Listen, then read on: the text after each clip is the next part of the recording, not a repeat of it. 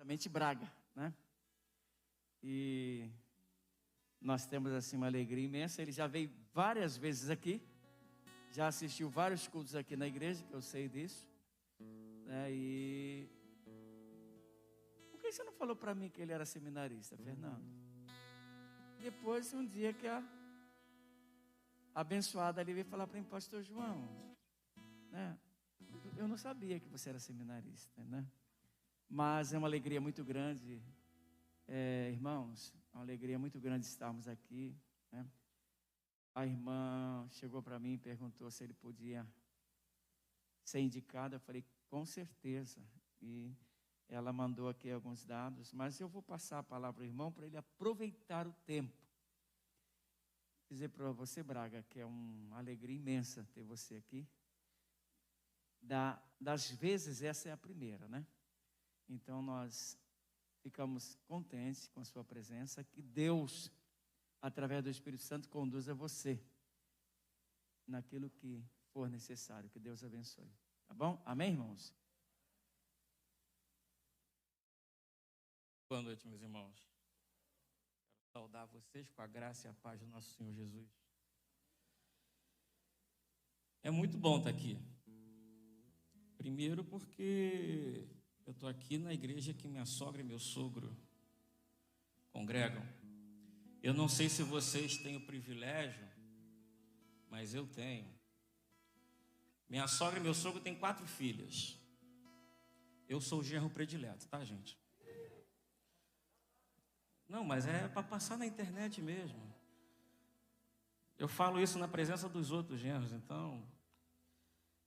Porque eu não tenho uma sogra, eu tenho uma mãe e eu tenho um pai. E é um privilégio.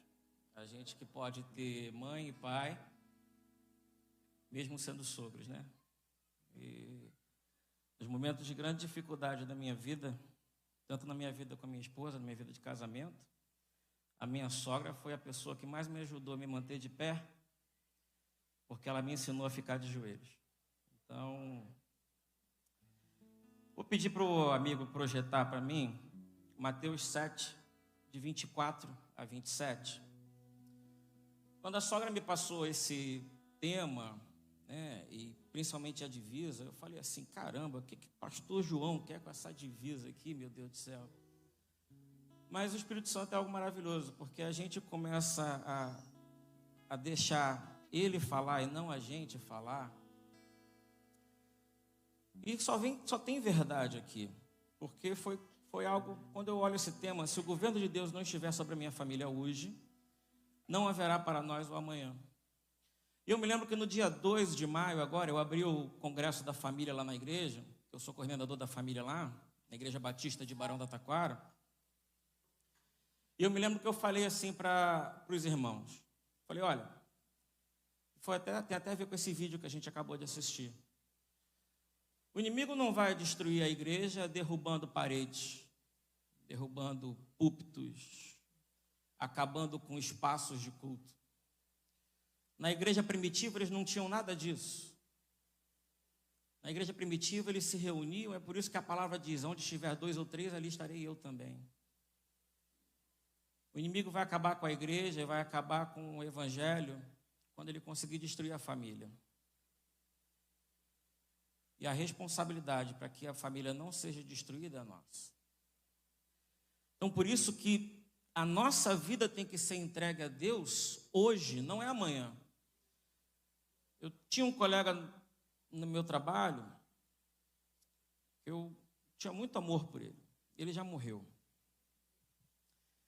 E ele ficava sempre falando para mim assim, esse negócio de igreja não é para mim, não. Um dia eu aceito Jesus, um dia eu aceito Jesus, um dia eu aceito Jesus. Ele morreu sem aceitar Jesus. Então o dia é hoje. Por isso que é muito propício o que está escrito ali, porque o dia é realmente hoje. Hoje nós temos que entregar as nossas famílias a Deus. Mas quando a gente chega nessa divisa de vocês, tu saíste para o livramento do teu povo, para o salvamento do teu ungido. Abacuque é um livro muito interessante, porque ele passa os 2 primeiros capítulos narrando toda aquela condição que aquele povo vivia, pré-exílica, um povo separado, um povo totalmente antagonizado com o Senhor. Mas quando chega no capítulo 3, esse salmo de exaltação a Deus e de clamor para que esta aliança fosse restabelecida com Deus, ele chega nessa passagem aqui: tu saíste para o livramento. Quer dizer, é uma certeza de que o Senhor vai cumprir a aliança dele que foi feita lá com Abraão. É por isso que o apóstolo Paulo, quando fala que a gente restabelece, nós fomos feitos circuncisados no sangue de Cristo, porque há necessidade de que nós fôssemos restabelecidos nessa aliança.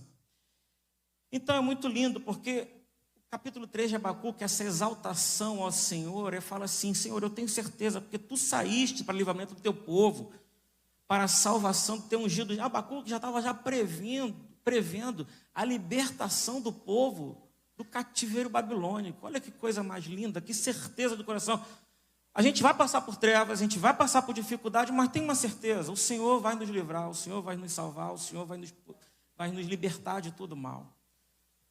Nós passamos tempos difíceis agora, tempos de muita dificuldade, de muita provação, mas a gente não pode ter dúvida do Deus que a gente serve. É por isso que quando a gente olha para esse tema, o governo de Deus tem que estar na minha família hoje. É hoje, não tem mais jeito. Quando eu estava prestes a me separar da minha esposa, eu me lembro como se fosse hoje. Eu estava no carro, estava indo fazer um curativo na minha tia, e eu parei num sinal que tem ali no Rio de Janeiro, Engenho Novo, que passa por baixo da linha do trem, e comecei a chorar. Eu falei: Senhor, me ajuda, porque eu não quero perder minha família. Tem minha filha pequena, minha esposa. Me ajuda. Eu não quero mais fazer do meu jeito. Por isso que a gente tem que entregar a nossa vida nas mãos do Senhor hoje. Então vamos ler o texto, para que a gente possa refletir em cima desse texto, porque nada melhor do que a gente falar sobre aliança do que a gente voltar para Jesus, né? Ouvir o que o Senhor Jesus fala para a gente. E o Senhor Jesus, no finalzinho do Sermão do Monte, ele coloca assim essa narrativa. Vamos ler. Portanto, quem ouve estas minhas palavras e as pratica é como um homem prudente que construiu a sua casa sobre a rocha. Caiu a chuva, transbordaram os rios, sopraram os ventos e deram contra aquela casa. E ela não caiu, porque tinha seus alicerces na rocha.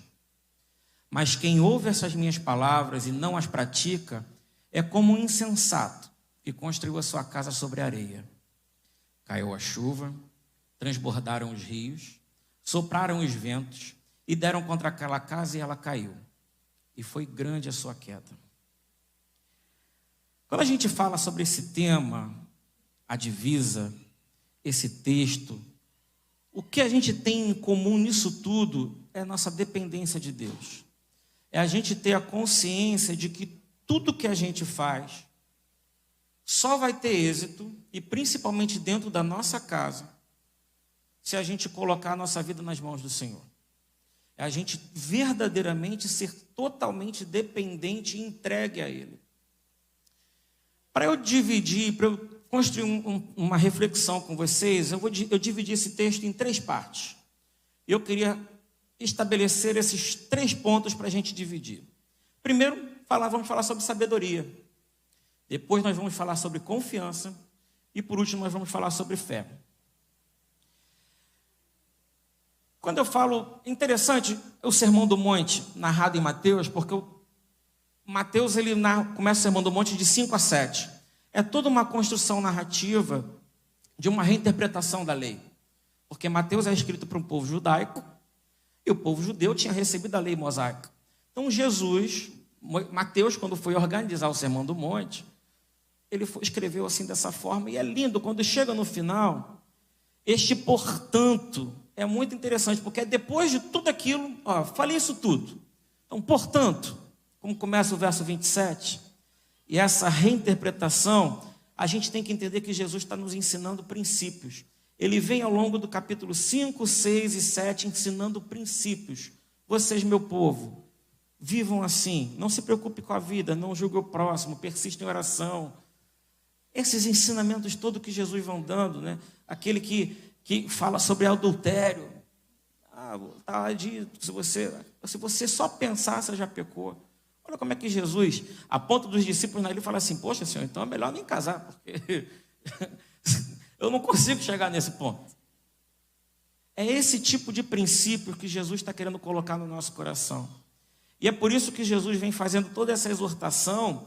E quando ele chega aqui no capítulo 7, no versículo 24, a gente entende que ele não está exortando mais aos fariseus, ele não está brigando mais com os mestres da lei. Jesus agora está falando com a gente, nós, seus discípulos. Portanto,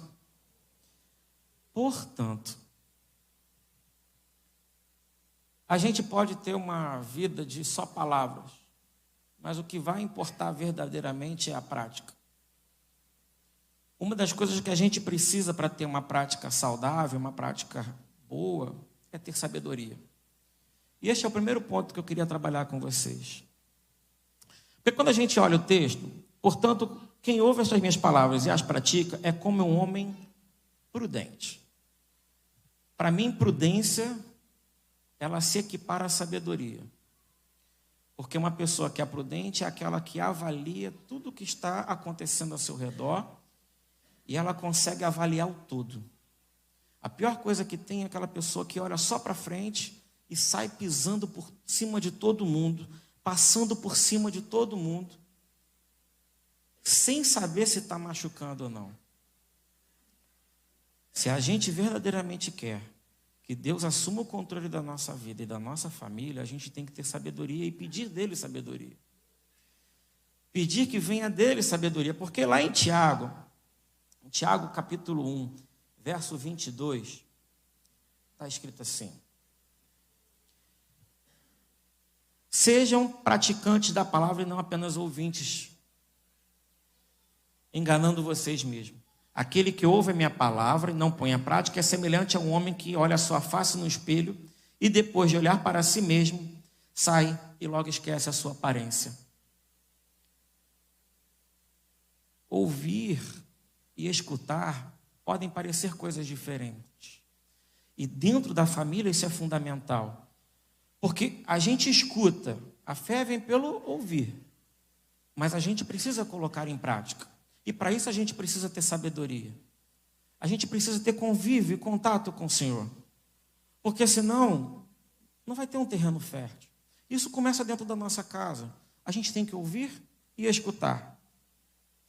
Quem aqui é homem, sabe que é muito difícil. A gente, homem, a gente é prático quando expõe o nosso dia. As mulheres são detalhistas. As mulheres são, se ambos fôssemos narrar como é esse templo aqui, a gente ia dizer assim, eu ia dizer, é um espaço grande, pintado de azul. Tem uns bancos, umas cadeiras. As mulheres já iam dizer, não, tem um espaço que mede tanto, tem tantas janelas de um lado, tantas janelas do outro, tantos ar-condicionado, a parede do fundo é mais azul escura, tem tantos bancos de um lado, tantos bancos de outro, o púlpito fica no meio. Somos pessoas diferentes. Mas isso é que é maravilhoso, porque ouvir e escutar são coisas distintas. E no casamento, na família, dentro do nosso lar, nós temos que aprender a ouvir e escutar. Por quê? Porque isso é uma prática. A gente está praticando o que o Senhor Jesus nos ensina. A gente está sendo prudente. A gente está colocando a nossa família na rocha. E quando a gente volta e fala, qual é a rocha que a gente fundamenta a nossa família? É Cristo. Cristo é a rocha.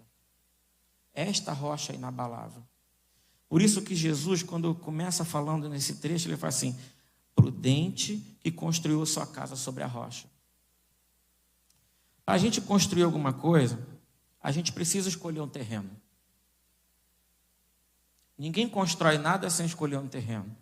A gente tem que escolher um terreno, a gente tem que avaliar se tem material, se vamos ter tempo, senão a gente vai ser como aquela parábola lá de Lucas 14, que fala do homem insensato, que qualquer homem que vai construir alguma coisa, ele tem que saber se ele vai ter dinheiro para terminar só, porque senão depois ele vai ser taxado de tolo. Nós precisamos ter essa sabedoria de saber que fundamentar a nossa vida na rocha é escolher o terreno. Escolher o terreno é o quê? É dialogar. é não só ouvir, que é uma atitude passiva, mas escutar atentamente as demandas que são criadas dentro da nossa casa. Assim nós vamos estar colocando a nossa família na rocha. Porque aí, quando a gente continua, no versículo 25 e 26, ele fala o quê? Jesus fala o quê? Caiu a chuva, transbordaram os rios, sopraram os ventos e deram contra aquela casa e ela não caiu, porque tinha seus alicerces na rocha. Mas quem ouve estas minhas palavras e não as pratica é como um insensato que construiu sua casa na areia. Eu acho bastante interessante Jesus fazer essa analogia sobre caiu a chuva, vieram os ventos, transbordaram os rios, porque naquela região onde Jesus estava falando, é uma região que até hoje sofre com as variantes do tempo. E quando chegam os tempos de chuva, a chuva vem de uma forma torrencial e inunda e enche tudo mesmo. Então Jesus estava falando de uma forma que aquele povo fosse compreender, olha, vocês sabem que aqui, quando chove, quando vem a tempestade, se vocês não tiverem uma casa construída de uma forma correta, ela vai ser varrida, vai ser devastada, vai ser destruída. Assim tem que ser a família de vocês, assim tem que ser a vida de vocês. Construa ela de uma forma que quando vier a tempestade, e meus irmãos, uma coisa é certa, a tempestade vem. Eu me lembro quando eu estava prestes a me batizar, uma irmã virou assim para mim e falou, você está preparado para andar de joelhos? A gente não dá valor a isso. Porque entregar a nossa vida a Jesus não é ter a certeza de que nenhum mal vai nos abater. É a certeza de que, apesar de qualquer coisa ruim que venha nos acontecer, a gente tem Jesus conosco no barco. E isso faz toda a diferença. Isso faz toda a diferença porque aqueles discípulos, quando ficaram perdidos, temerosos, com toda aquela tempestade que estava acontecendo com eles no meio do barco, Jesus falou o quê? Pare. E eles falaram, quem é este que até o mar lhe obedece? É esse Jesus que nós servimos, é esse Jesus que nós temos que ter confiança. Nós devemos confiar nele. Então, nós primeiro temos que ter uma sabedoria. Temos que ser sábios. Temos que ouvir e escutar as demandas que existem dentro da nossa casa. Para quê? Para que a nossa casa seja firmada na rocha. Para que quando vierem as tempestades externas, e elas vão vir, não tenham dúvida disso, a gente compreenda que tudo que está sendo construído foi alicerçado no Senhor. Eu costumo falar lá na igreja, e falei isso agora na abertura do mês da família, que o melhor momento que uma família pode ter é um momento de oração junto. A gente tem o costume de botar a Duda para dormir, e às vezes, por cansaço mesmo, às vezes a gente vai dormir, filha, e ela vem lá, não, se a gente não vai orar, não, aí, ó, toma puxão de orelha da filha. Então, ela ora, mamãe ora, papai ora. O melhor momento, você sabe no coração de cada um o que está passando por aquele anseio. É assim que a gente fundamenta na rocha. É assim que a gente estabelece e tem sabedoria e visão dos caminhos a seguir um com os outros. É assim que a gente constrói uma confiança. Uma confiança de que a gente não está só, porque agora a gente tem o Senhor. Essa confiança de que aquela aliança que Abacuque foi citar, ela agora foi restabelecida e a gente, através do sangue que Jesus verteu, a gente tem acesso direto ao Pai. Direto ao Pai. Deus nos amou de tal forma que, entendendo que aquele povo lá não conseguia fazer mais nada e se perdia constantemente, a ponto de ficar clamando repetidamente. Quando a gente vai ler os profetas, a gente vê isso. Era um povo que se aproximava, mas caía. Se aproximava, mas caía. Estava condenado. É em Jesus que Deus se fez homem, veio à terra e fala assim, bom, vocês por si mesmos não conseguem fazer mais nada. Eu acho que só da gente olhar para Jesus, o tema já deveria estar gravado no nosso coração. Porque, olha, sem Deus, nada é possível de ser feito. Jesus ele vai nos ensinar que essa aliança que poderia estar se perdendo lá atrás, enquanto Abacuque clamava para que ela fosse restabelecida, ela agora é palpável e facilmente alcançável, basta que a gente se dirija a Ele. Eu não sou flamenguista não, mas os flamenguistas aqui devem saber, né? Chegou num outro patamar. Jesus mostra que o patamar da aliança é diferente. É um patamar totalmente diferenciado, porque era um povo que clamava por misericórdia e justiça. Mas Jesus mostra para a gente que misericórdia e justiça ela pode ser alcançada, desde que a gente tenha obediência e confiança. E eu, quando falo confiança, me recordo do Salmo 18. Quando Davi vira para Deus e fala assim, o Senhor... Tem até uma música, o pessoal canta, até mandei para a sogra, que Davi começa assim, eu te amo, ó Senhor, minha força. Ó Senhor, o Senhor é minha rocha, a minha fortaleza e o meu libertador. O meu Deus é o meu rochedo, em quem me refugio. Ele é o meu escudo e o meu poder, que me salva. É esse Deus que quer ter aliança conosco e com as nossas famílias. É esse Deus que permite que a gente possa refletir e estar junto com os nossos familiares. A gente está chegando no final do mês de maio, que é o mês da família. E quantas famílias sangram por conta de perda? Por conta dessa doença. E que, infelizmente, parece que está chegando cada vez mais perto da gente.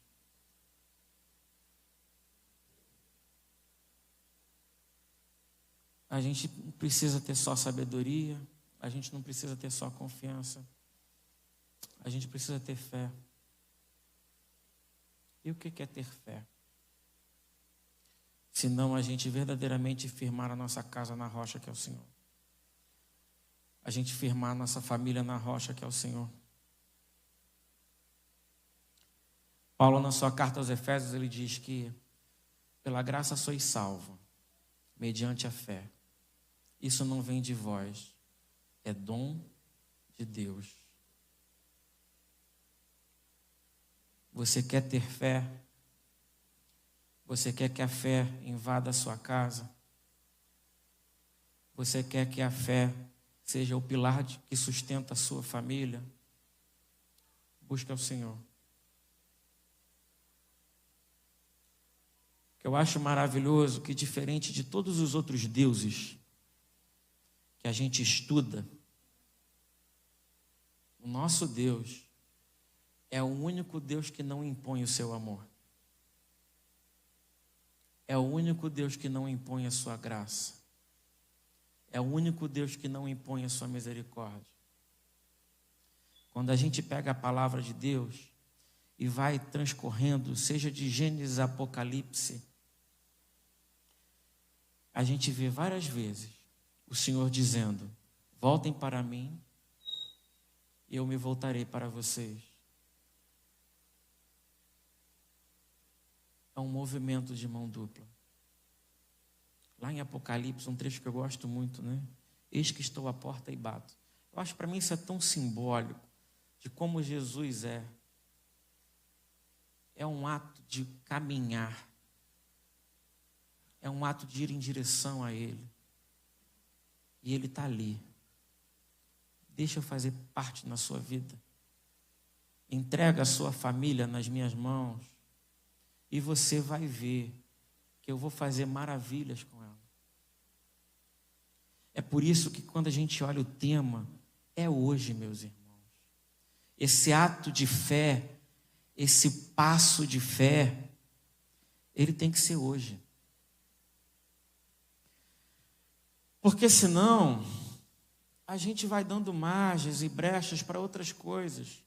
Porque é isso que está repleto lá fora. De brigas, contendas, desavenças. Agora então, com essa polarização política, que as pessoas se perderam, nada disso é importante. Nada disso é importante, porque na família, e a família é a criação de Deus, é obra de Deus.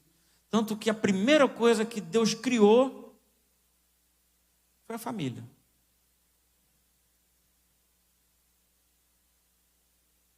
Deus criou a família. Quando a gente vai ver lá o relato de Gênesis, Deus olhou para o homem e falou assim, não, ele não pode ficar só. Ele deu uma ajudadora. Pedro vai lá na sua carta, diz, são co-herdeiros da graça. Eu acho maravilhoso, eu estava no carro hoje vindo para minha esposa, falo assim, eu tenho inveja das mulheres. Porque para mim a mulher é a expressão mais sublime e suprema do que o amor de Deus é. Porque uma mulher, principalmente quando ela é mãe, ela é totalmente abnegada de si mesma em pró do seu filho. A mãe ela é capaz de morrer pelo seu filho. A mãe ela é capaz de passar fome pelo seu filho. A mãe é capaz de, com febre, acordar de madrugada para cuidar do seu filho. A mãe é capaz de estar passando mal, mas está ali do lado do seu filho. A mãe pode estar sofrendo com o erro que o seu filho fez, mas ela está ali do lado do seu filho. Eu falei para ela, isso para mim é Deus. Porque a gente é falho, a gente é pecador, a gente é errado, mas Deus está ali. Pedindo que a gente vá de encontro a Ele, como o João fala lá, né? Em primeira carta de João 1,9. Confesse os vossos pecados, Ele é fiel e justo bastante. É um ato de fé. Um ato de ir em caminho ao Senhor. Porque a gente, dentro da nossa família, a gente não pode deixar que as brigas aconteçam. Porque senão a nossa família vai ser aquela que é construída na areia. Porque vão vir a tempestade, e a gente lê lá em 2 Timóteo, capítulo 2, verso 23 a 26, um ensino muito precioso que Paulo dá para Timóteo. Evite as controvérsias tolas e inúteis, pois vocês sabem que acabam em brigas. Ao servo do Senhor não convém brigar, mas sim ser amável com todos, apto para ensinar, paciente. Deve corrigir com mansidão os que lhe opõem, na esperança de que Deus lhe conceda o arrependimento, levando-os ao conhecimento da verdade. Se a gente não tiver esse posicionamento de ser misericordioso com os nossos, dentro da nossa família, a gente vai estar dizendo que a nossa família é construída na rocha, mas na verdade ela foi construída na areia. As tempestades vão vir e vai ser varrida a nossa família. Porque qualquer briga, qualquer contenda, qualquer diferença de pensamento já vai ser motivo para destruição.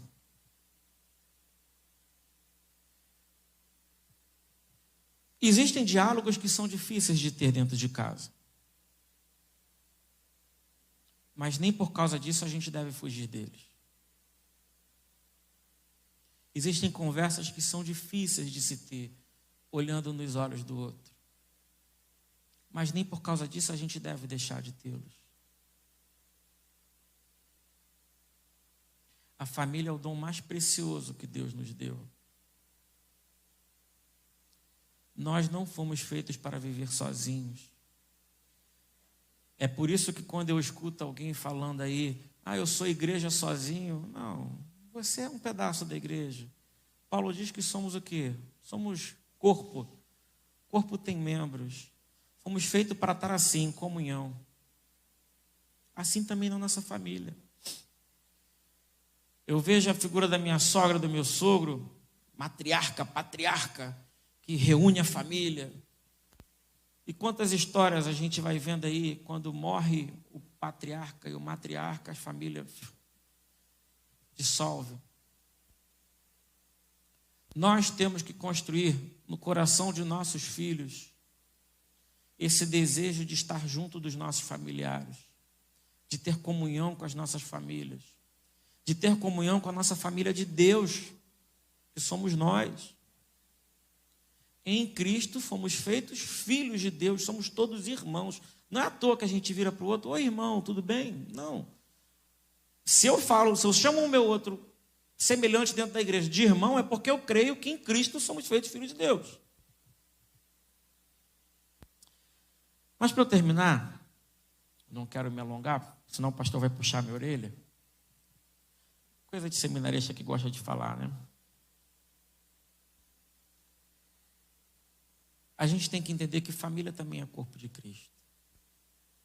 Que somos diferentes. E que temos que entender as nossas diferenças. E que a gente precisa ter sabedoria. A gente precisa ter confiança no Senhor.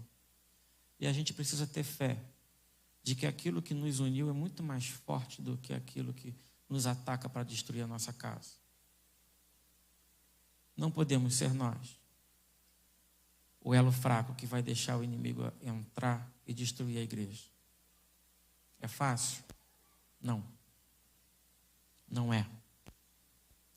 Mas é em Cristo que derrama sua graça e sua misericórdia sobre a nossa cabeça e sobre a nossa família. A ponto de que isso transborde dentro de nós e a gente passe a ser aquela pessoa que vai levar graça e misericórdia onde quer que a gente chegue. Nós devemos ser aquela pessoa que, quando olha para o familiar, fala assim: eu te abençoo, eu te amo. Hoje em dia as pessoas não falam mais eu te amo, né? Eu falo sempre para minha sogra, falo sempre para o meu sogro. Porque eu os amo. É de verdade. Eu falo sempre para minha filha, falo sempre para minha esposa. O mundo lá fora confundiu, acho que as novelas atrapalharam um pouco isso, né? Confundiu o que quer dizer eu te amo.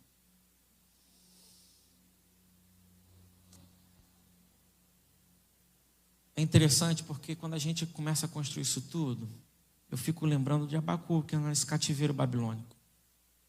Estava clamando pela justiça e pelo amor de Deus.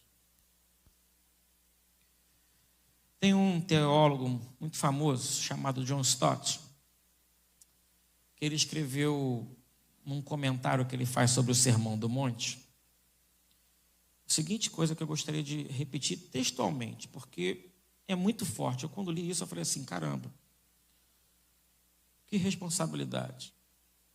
Ele fala assim: a Bíblia é um livro perigoso de se ler. A Bíblia é um livro perigoso de se ler. E igreja, um lugar perigoso para se juntar. A Bíblia é um livro perigoso de se ler. E igreja, um lugar perigoso de se juntar. Por quê? Porque requer de nós, ao ouvirmos os princípios ensinados pelo Senhor Jesus e proclamarmos que cremos em Jesus, assumamos uma responsabilidade de que o que sabemos e dizemos se traduz naquilo que fazemos. John Stott só elaborou um pouquinho mais do que Billy Graham sempre fala. Que nós somos a Bíblia que o mundo lê. De nada adianta a gente caminhar dizendo que caminha com Jesus se a nossa família não está fundamentada na rocha. Quando as pessoas olham para a gente vai virar o que ser cristão hoje em dia virou sinônimo. Motivo de chacota. Fala assim: olha lá, tá vendo? E diz que é crente.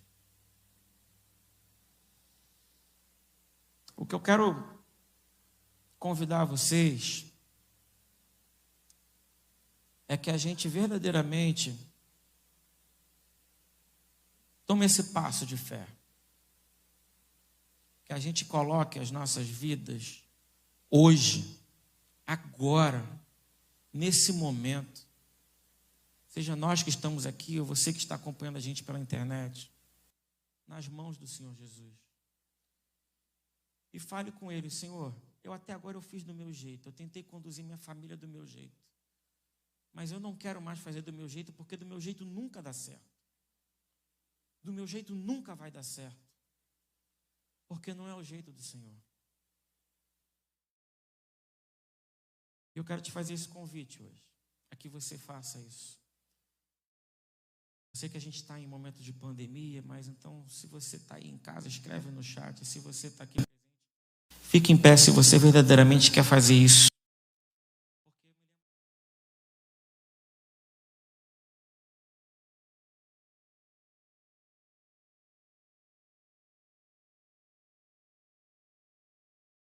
Todos nós temos essa opção de escolher. Todos nós temos essa opção de escolher. Por isso que a graça do Senhor é maravilhosa, porque ela não é impositiva. Ela é um convite. É um convite com doçura e com graça. Por isso que eu quero repetir as palavras de Josué. O governo de Deus está sobre a minha família. Se você crê nisso, repete comigo: o governo de Deus está sobre a minha família. Eu e a minha casa serviremos ao Senhor. Deus nos abençoe, nos guarde, nos proteja, nos dê um restinho de noite cheio da presença dEle. Como meu avô costumava dizer, se for da sua vontade, de revelações.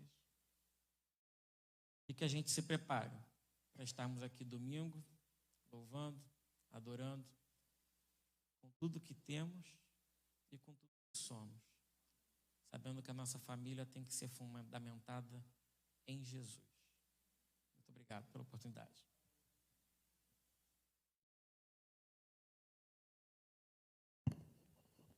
Queremos agradecer a Deus, por essa palavra mansa, mas objetiva, esclarecedora do Braga. Ô Braga, espera aí, você não apresentou sua esposa, você não falou o nome da sua igreja e agora você vai fazer.